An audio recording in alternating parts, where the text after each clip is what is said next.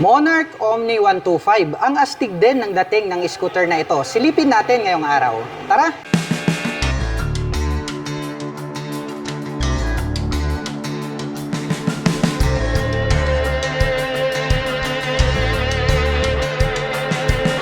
Monarch Omni 125, kakaiba rin ang dating ng isang ito dahil talagang more attractive din yung kanyang body and design. Ito pong kanyang main headlight, agaw pansin dahil gumagamit po pala ito ng dual projector lights para po rito sa kanyang high beam and low beam. At kung inyong titignan, no, parang mata ng kwago. At ito pong kanyang parang nagsisilbing kilay rito sa bandang itaas, nagkaroon po pala yan ng touch ng carbon. At mayroon naman pong Monarch logo rito sa bandang gitna. At ito pong kanyang split na daytime running light, mahaba po ito hanggang rito sa bandang itaas. At combination po pala ng black at gray ito pong kanyang front face cover. Mapunta naman po tayo rito po sa kanyang front suspension. Traditional telescopic fork po ito na black color. At ito po ay naka single rotor disc brake with 2-pot caliper na black color. Itim din po ito pong kanyang cast wheel. At ang sukat naman po ng kanyang gulong rito sa harapan ay mayroong sukat na 90 by 90-14. At gray naman po ito pong kulay nito pong kanyang front fender. At dito naman po sa kanyang side profile, no, ang ganda talaga nito pong pagkakahulma nito pong kanyang pairings dahil nga po may mga naka-imbus rito at deep lines. At nagkaroon pa po ito ng touch ng carbon. At may makikita naman po tayo rito sa bandang itaas na Monarch na decal. Mapunta naman po tayo rito sa kanyang meter panel display. Naka fully digital na po pala ito. At nagkaroon pa po siya rito ng mga light indicators sa baba at itaas. At mayroon po siyang Monarch logo rito sa bandang gitna. At pagdating naman po sa kanyang mga button selectors, mayroon po itong high beam and low beam, horn at ang kanyang turn signal selector. Habang dito naman po sa kabila, mayroon po pala itong hazard button, may on and off ito pong kanyang headlight at ang kanyang electric starter. Itim po ang kulay nito pong kanyang handle grip at black color din po ito pong kanyang mga brake levers. Mapunta naman po tayo rito po sa kanyang ignition. Ito po pala ay gumagamit ng mechanical key para po rito sa kanyang ignition at mayroon na rin po itong shutter lock key for safety purposes. At included na po pala rito yung kanyang set button. At mayroon po itong 2 front pocket. Dito po sa kaliwa, mababaw po ito. Pero ang kagandahan niyan, mayroong available pocket na pwedeng paglagyan ng coins.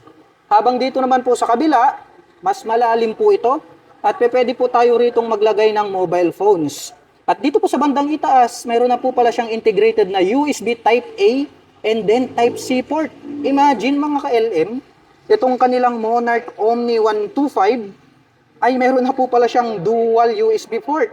Mayroon po siyang USB Type-A at mayroon siyang USB Type-C. Naka-fast charging na po yung isang available slot para po sa USB charging port. At ito pong kanyang upuan, malapad po siya at ang kagandahan nitong kanyang seat cover is premium yung kanyang dating at yung pagkakatahi, makikita natin na matibay. Malambot din po ito pong kanyang upuan kaya more comfortable din po siyang sakyan. At ito pong kanyang integrated na grab bar is black color po siya. Buksan naman po natin ito pong kanyang upuan para makita po natin ito pong kanyang underseat compartment. Maluwag din po ito pong kanyang underseat compartment. At sa tansya ko naman, kasyang-kasya naman po rito ang isang half-face helmet. At marami din po kayong mailalagay rito ng mga personal belongings. At dito na rin po pala located dito pong kanyang fuel tank. At ito po ay mayroong fuel tank capacity na 5 liters. At mayroon naman po itong fuel consumption na 45 km per liter. Mapunta naman po tayo rito po sa kanyang floorboard. Ito pong kanyang footboard, maluwag din po siya. At mayroon naman po siyang rubber cover on top na anti-slip. At ito pong kanyang side stand is metal po siya na black color. Ganun din po ito pong kanyang center stand. At ang Monarch Omni 125 ay meron po itong 790mm na seat height. Ngayon naman po ay susubukan nating sakyan para maipakita ko sa inyo kung gaano nga ba ito kataas. Medyo mataas pero mababa. Mataas pero mababa. Bars. Para po sa mga magtatanong, ang aking height is just around 5'6". Makikita nyo naman, lapat na lapat yung aking mga paa. Kaya more comfortable ito para sa mga tulad ko na 5'6" in height. At para naman po sa mga kababayan natin na hindi naman masyado katangkaran, sa tingin ko naman ay kayang-kayang i-maneuver ito na mga 5'3" and above. At dito po sa kanyang side profile, marami po tayong makikita rito na decal na combination ng black, white at saka gray hanggang rito sa bandang dulo.